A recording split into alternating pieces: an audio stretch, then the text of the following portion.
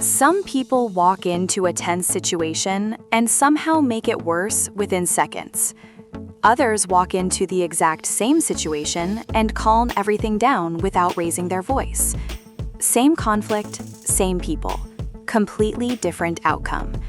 Because de-escalating isn't just about staying calm, it's about reading the room, understanding what people actually need in the moment, and knowing when to speak and when to just let things breathe. Some people react, others regulate.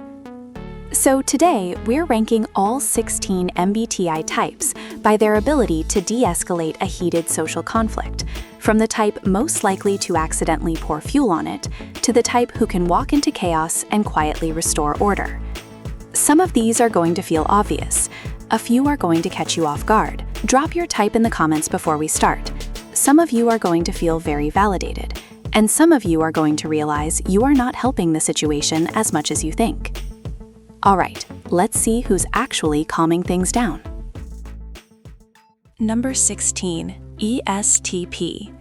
ESTPs don't avoid conflict, they engage it, which is great for a lot of things, but not always great for de-escalation. When something gets heated, their instinct is to match the energy, not lower it. All right, what's the actual problem here? Direct, fast, reactive. Sometimes that moves things forward. Sometimes it just turns up the heat.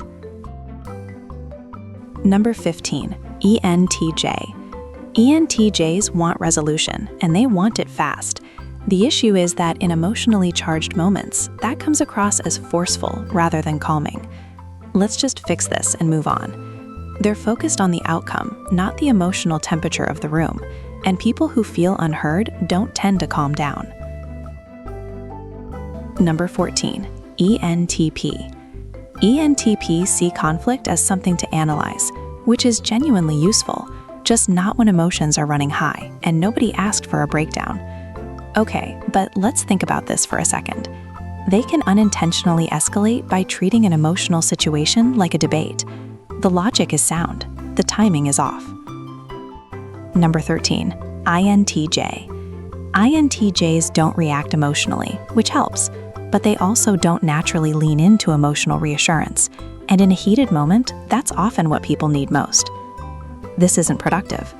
They'll try to shut it down logically. That works eventually. It just doesn't always land well in the heat of the moment. Before we get into the top half, there's one type in the top 5 that almost nobody expects to be this good at calming a conflict down, and once we get there, it's going to make complete sense. If you're enjoying this so far, hit like and subscribe. We put out videos like this every week.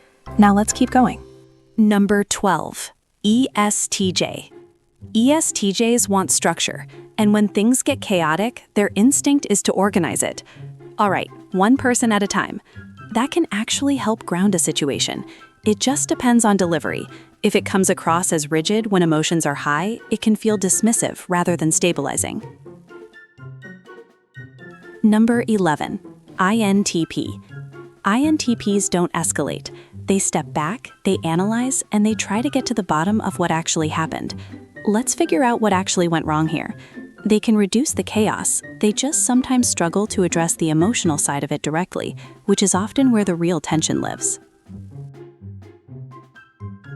Number 10, ESFP. ESFPs are socially present and genuinely good at shifting a mood. Okay, everyone just breathe for a second. They can diffuse energy fast. The limitation is they're better at breaking tension than resolving whatever caused it. Number 9, ISTJ. ISTJs bring stability. They focus on what actually happened, not the emotional spiral around it. Let's stick to the facts here. That groundedness helps. They just don't always pick up on the emotional nuance underneath the conflict, which can leave people feeling like they weren't fully heard. Number 8, ISFP. ISFPs are quiet in conflict, not because they're checked out, but because they genuinely don't feel the need to add to the noise. Let's just take a breath. They naturally bring their own energy down in tense moments, and that composure tends to be contagious.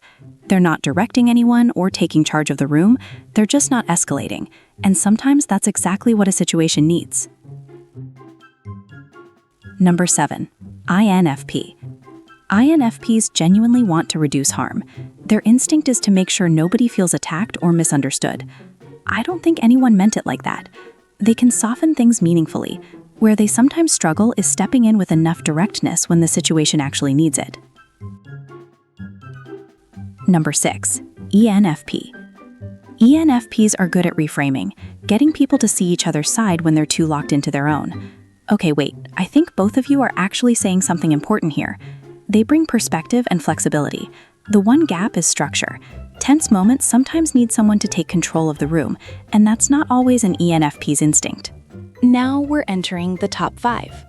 And remember, one of these types might surprise you. Number 5. ISTP. This is the type I was hinting at earlier, and here's why it makes sense. ISTPs don't get emotionally pulled into conflict, and that alone is stabilizing in a way that's hard to overstate. This isn't worth blowing up over. They're not managing the situation dramatically. They're just genuinely unbothered, and that composure has a way of lowering the temperature in the room without them saying much at all. Number 4. ESFJ. ESFJs are tuned into group harmony, and when that harmony breaks down, they feel it immediately and move to restore it. Hey, we're all on the same team here. They step in quickly, they make people feel heard, and they actively work to smooth things over.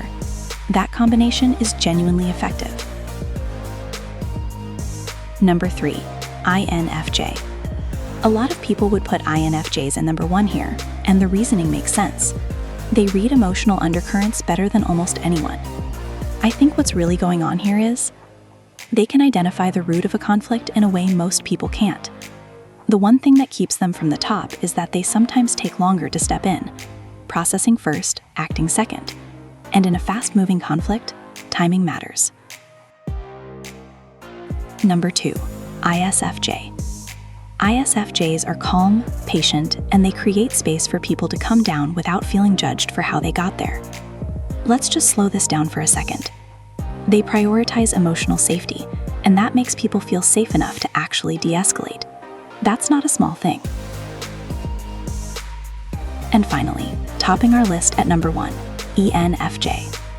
ENFJs take the top spot because they bring everything together.